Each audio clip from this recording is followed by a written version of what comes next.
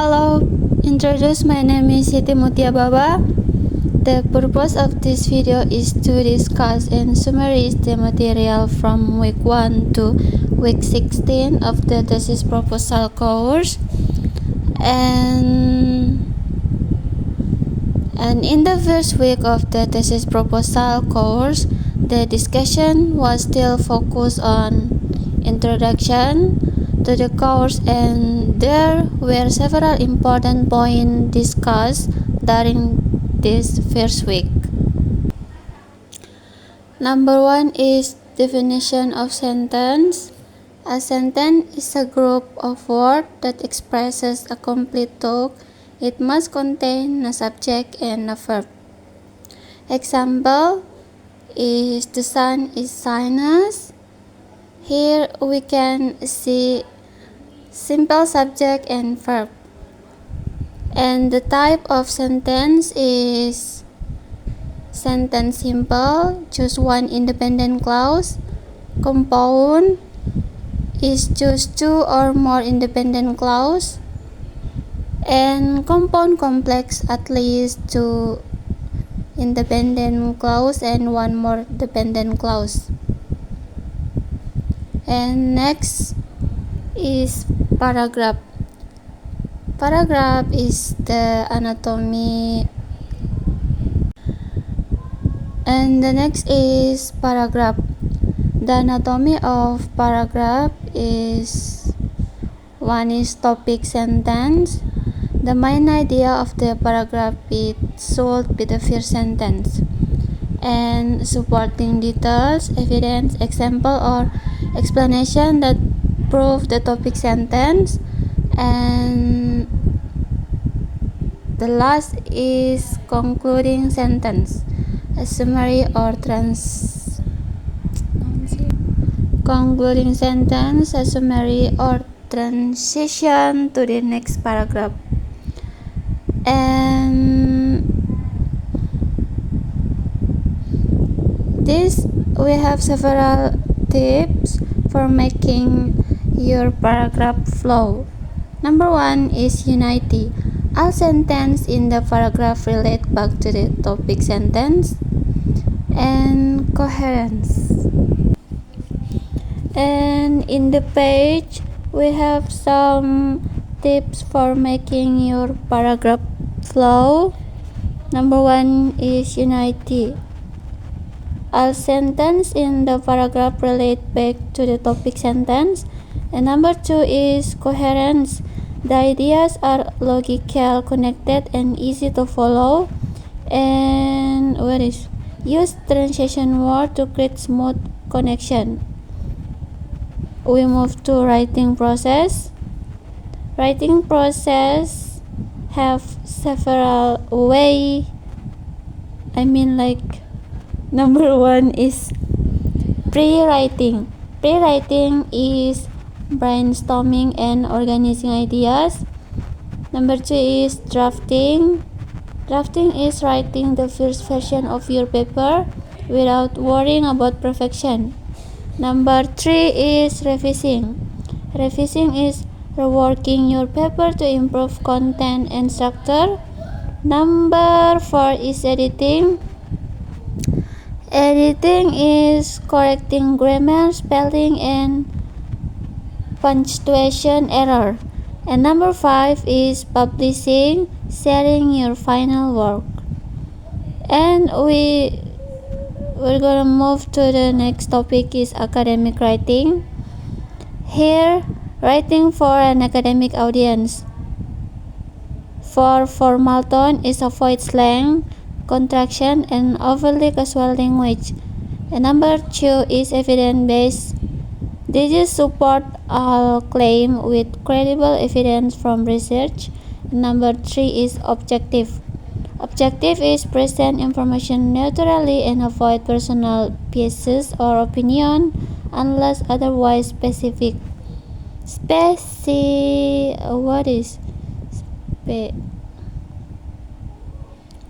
Specific.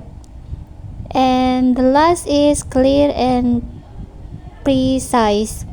This is use specific unambiguous language. And the next is citing source.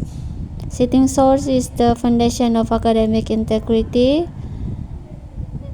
Text is citing source correctly is crucial for two reasons. I mean like the reason it gives credit to the original author and allows, and for the readers is to find your sources. Yes, it is very important, by the way. And the next is type of citation. In the text, citation and a full bibliography or work cited page. Yeah, that the first week, and that just material from week 1. And the next chapter is discuss about research background, statement of the problem, and scope of the problem. And the last is objective of the research. The next is significance of the research and research topic in English language teaching. Yeah, the last topic is research topic in English language teaching. We're gonna discuss about research background. Research background is background of the research is setting the stage, and the purpose is to provide a comprehensive overview of exciting knowledge on the topic. And the key points to include: one is a general introduction to the topic. Number 2 is a review of relevant literature. Number 3 is a discuss of the Number 3 is a discussion of previous studies and their findings. And number 4 is the gap in the existing research that your study will address.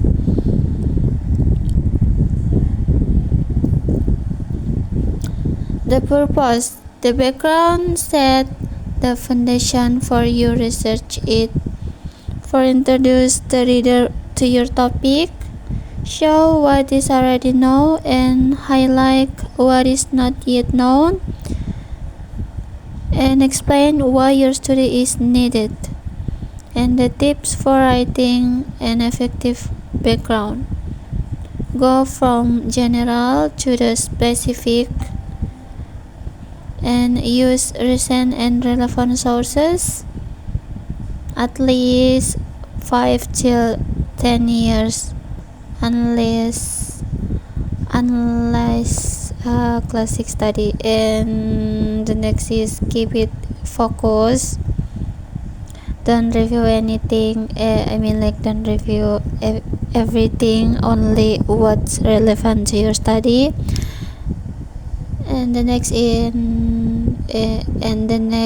is end with a clear statement of the gap.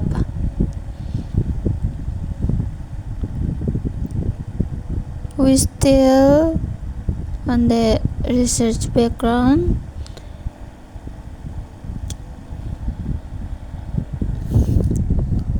This is we have key points to include.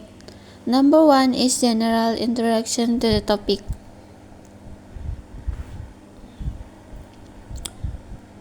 Start part. Introduce the subject area.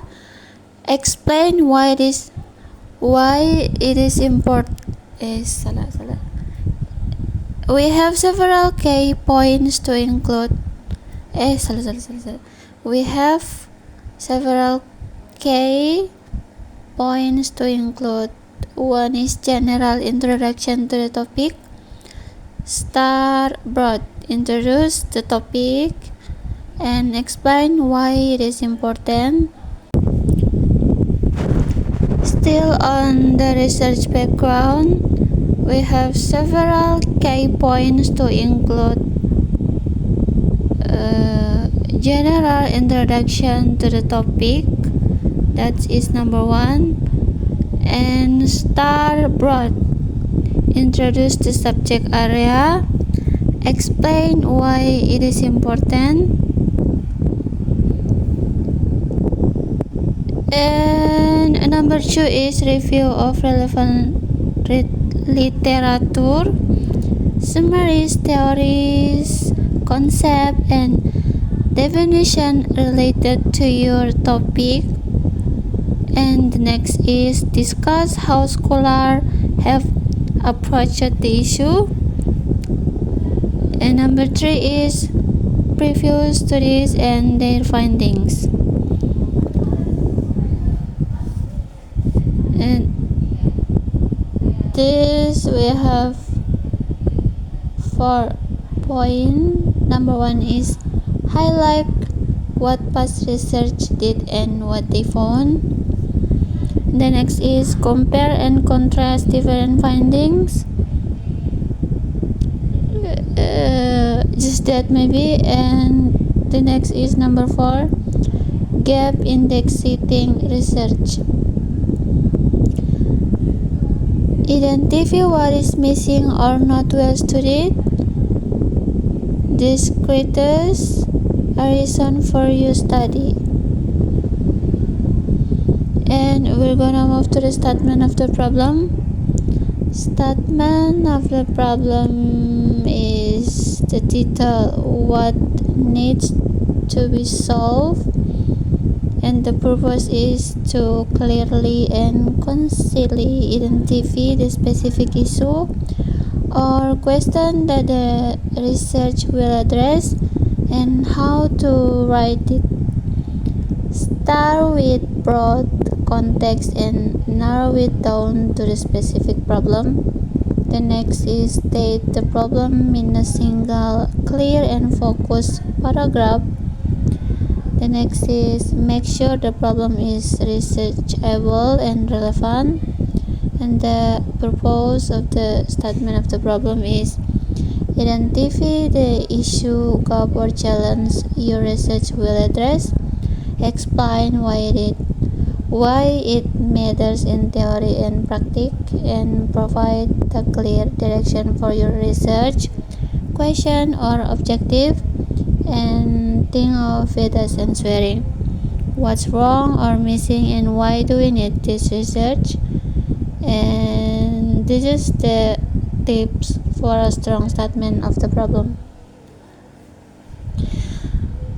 Okay, be clear and concise. Avoid long, confusing sentence and make sure it is researchable and can be studied with the method and instrument. The next is connect it to a real need like education, social or academic relevance. And with the logical lead into your research objective or question. How to write it? I do. Okay, the next is scope of the research. Finishing. Scope of the research is defining the boundaries, and the purpose of the scope of the research is to define the precise. The purpose of this is to define the precise limit of your study, and this is we have some key points. Number one is the specific population or subject you are studying. The next is the geography, location where the research will take place, and the time period of your study. The next is any limitation or exclusion, and the purpose. The scope tells the reader exactly what your study will and will not cover. It keeps your research focused and manageable. It helps reader understand the context and limit of your findings. Think of it like drawing a map where your research starts, where you ends, and what outside the border. And the next is objective of the research. Objective of the research number one is what do you want to achieve? The purpose of this is to outline the specific goals of your study and how to write them. Number one is use action verb. And the next is the purpose of literature review. Number one is to find concept and background in language teaching and learning. Number two is connect study to prior research in ELT. Number three is identifies gap and justifies the need for the study. And number four is provide theoretical foundation. Number five is key concept in English language teaching or ELT. Number 6 is language acquisition versus language learning. Number 7 is approaches and method communicative. Language teaching, test-based learning. And then skill development like listening, speaking, reading, and writing. And current issues in ELT like motivation, technology, integration, classroom interaction, and assessment. And the next chapter discuss about literature review. Simply put, this chapter explain the theories and previous studies that are related to our research topic. In this chapter, we show that we are not doing the research randomly, but we already understand the academic foundation of the topic. And what is discussed in chapter 2? First, we explain important concepts and key terms used in the research, and this include definition, theories or main ideas related to the topic, and all explanations are taken from books, journal, or expert not personal opinions. And the next is we discuss previous studies that are relevant to our research. This part usually explains who conducted the study, what it was about, the method used, and the main findings. And the purpose is to show that our research has reference and is different from previous studies. And after that, we explain the research framework or line of thinking, and this part describe how two concept or variable are connected and why they are related based on the theories discussed earlier. If the research is quantitative, chapter 2 usually ends with hypotheses, which are temporary assumptions that will be tested in the research. In short, chapter 2 focuses on theories and previous research only. It does not discuss research method or research result. The purpose of this chapter is to review relevant theories and previous studies related to the research topic.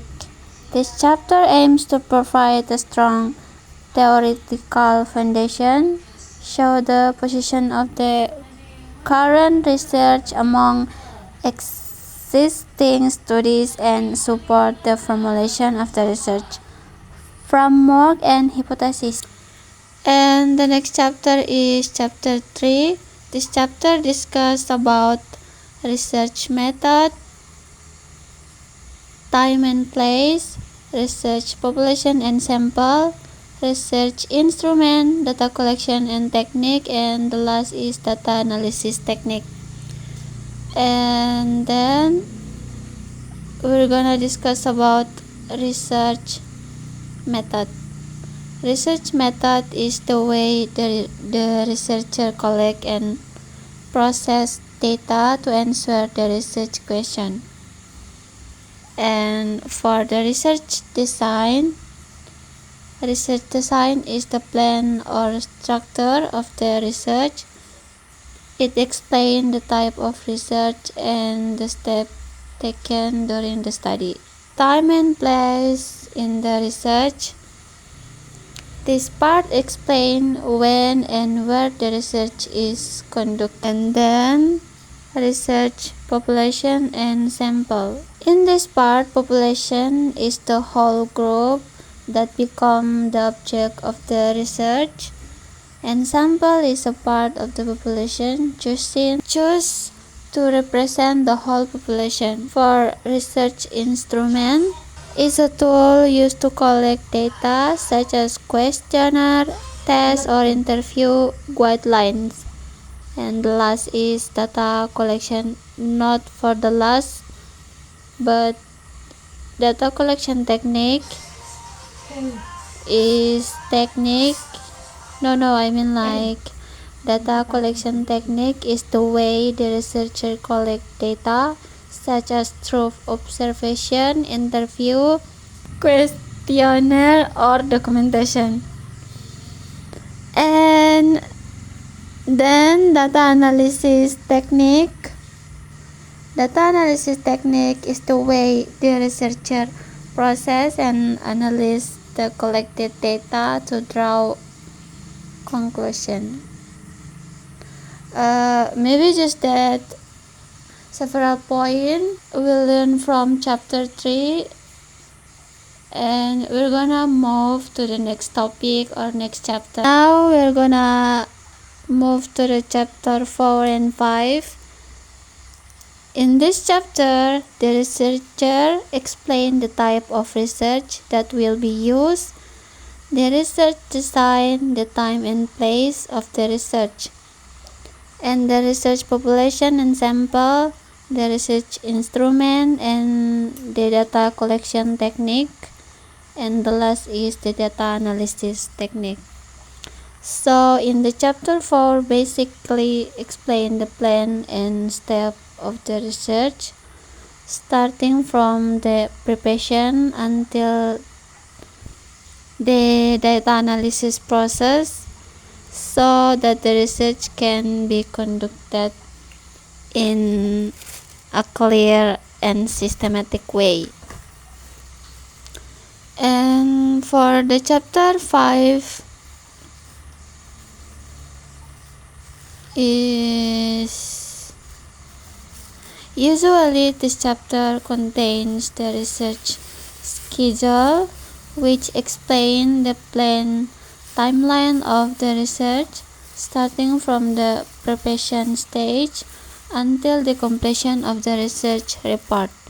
In some research proposal, chapter 5 also include the research budget or estimate costs needed during the research process. Therefore, chapter 5 explains when and how the research will be carried out in the planned and organized way, so that the research can be implemented properly. Yeah, maybe just that we can learn from chapter 4 and 5 in the next week. Okay, in the next meeting, we only create the poster, and the poster will contain chapter 1, chapter 2, and chapter 3. And then it presented in each meeting. Okay, maybe just that. Thank you. so much.